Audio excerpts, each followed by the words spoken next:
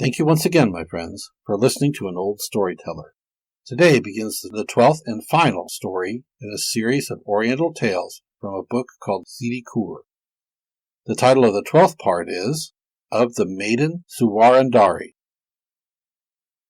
When the son of the Chan was carrying off Ssidi, as formerly, Ssidi related the following tale.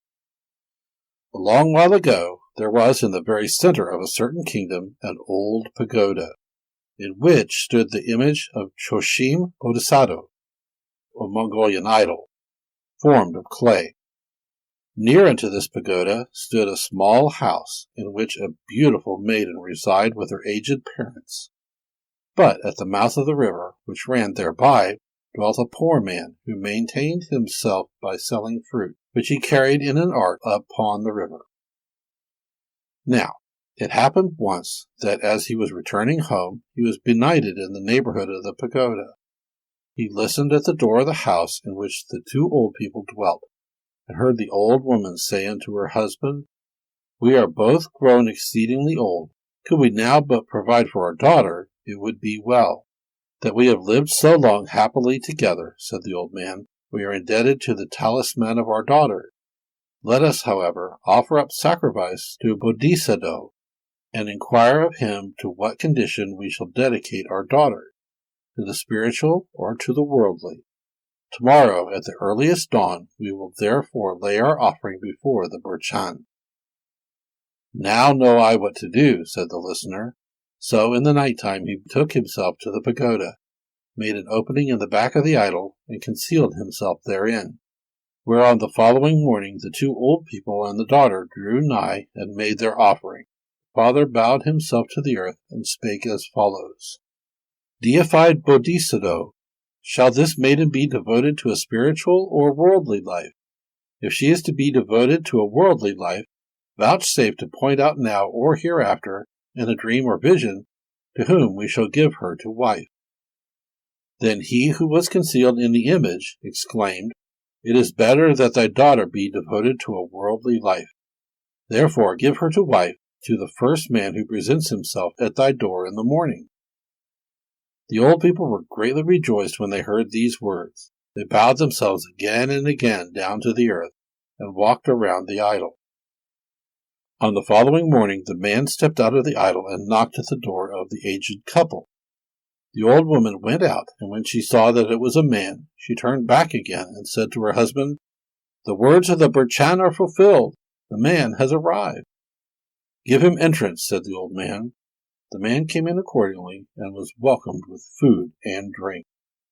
And when they had told him all that the idol had said, he took the maiden with the talisman to wife. When he was wandering forth and drew nigh unto his dwelling, he thought unto himself, "I have with cunning obtained the daughter of the two old people. Now I will place the maiden in the ark, and conceal the ark in the sand." So he concealed the ark, and went and said unto the people, "Though I have ever acted properly, still it has never availed me yet. I will therefore now seek to obtain liberal gifts through my prayers." Thus spake he, and after repeating the Zoga prayers, which is part of the Kamic ritual, he obtained food and gifts, and said, "Tomorrow I will again wander around, repeat the appointed Zoga prayers, and seek food again." In the meanwhile, it happened that the son of the Chan and two of his companions, with bows and arrows in their hands, who were following a tiger, passed by unnoticed, and arrived at the sand heap of the maiden Suwarandari. "Let us shoot at that heap," cried they. Thus spake they, and shot accordingly, and lost their arrows in the sand. As they were looking after the arrows, they found the ark, opened it, and drew out the maiden with the talisman. "Who art thou, maiden?" inquired they. "I am the daughter of Lu." The Chan's son said, "Come with me and be my wife." And the maiden said, "I cannot go unless another is placed in the ark instead of me." So they all said, "Let us put in the tiger." And when the tiger was placed in the ark, the Chan's son took away with him the maiden, and the talisman with her. In the meanwhile the beggar ended his prayers, and when he had done so, he thought unto himself, "If I take the talisman, slay the maiden, and sell the talisman, of a surety I shall become rich indeed." Thus thinking, he drew nigh unto the sand heap, drew forth the ark, carried it home with him, and said unto his wife, who he thought was within the ark, I shall pass this night in repeating the Zoka prayers.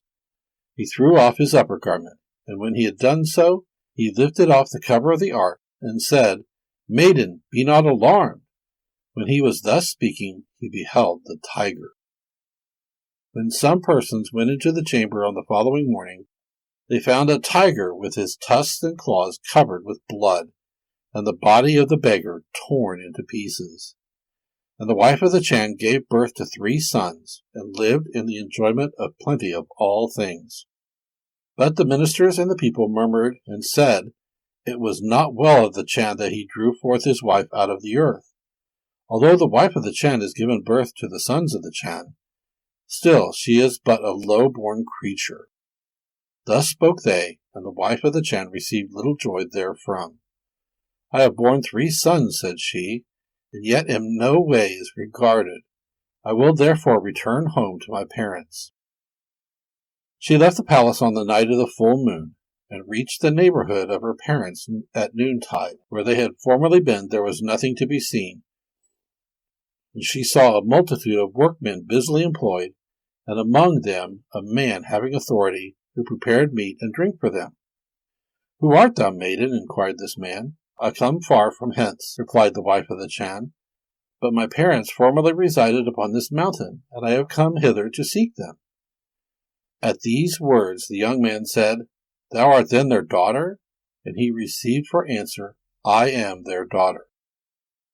I am their son, said he. I have been told that I had a sister older than myself.